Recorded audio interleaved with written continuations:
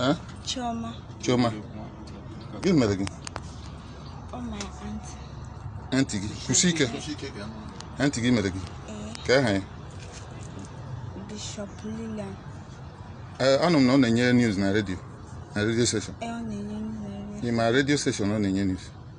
Sometimes on the na ke ucho boago came, but I'm another place. Kusika.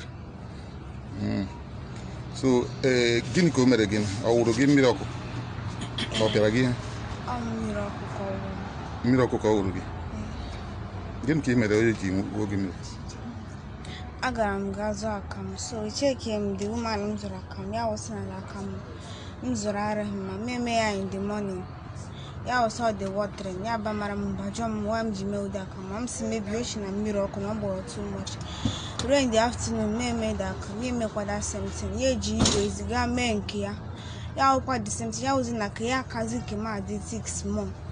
Ya ba maram bajom so with the same or ebem zero ka we ebem zero. Am so now the same. Ya sim gini mere ke ya dika ke mshiki. Msi ama home. Ye ruze ketla mira. Ji wom na ba wom ke mjizi force do efema. So ke ekopu ihe ozugbo so collapse ma ahụ ọwụ mgbe ahụ ka okopuru ya bịa nozie for best well up ya Osanara ahụ ka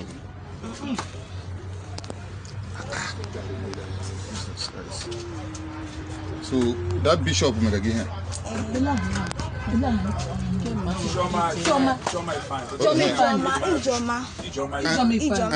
Ijoma fine. Okay. So kemgbe ahụ nyere gị treatment? Onye gị treatment? Ọ just hapụ gị n'ụlọ? Ọ na-abala ka ọ nwere na vitamin C white. Ọ ya na di ya bi? Mba, di ya anọghị n'ụlọ. Ole mgbe i jiri bịa ebe ahụ? Ọ nwere mgbe mụ na ya abụọ bibu ma alaghachi. So a lọtaghachizi m na Jenụwarị. So kemgbe ahụ ọ na-etriti gị bad? Iwu onye ebe? Amụ onye ngwa. Onye ngwa? Okay, ka gị na ya si mara di ya onye ngwa? Nwanne dadi m, adanne dadi m alụ ya na Mbaise.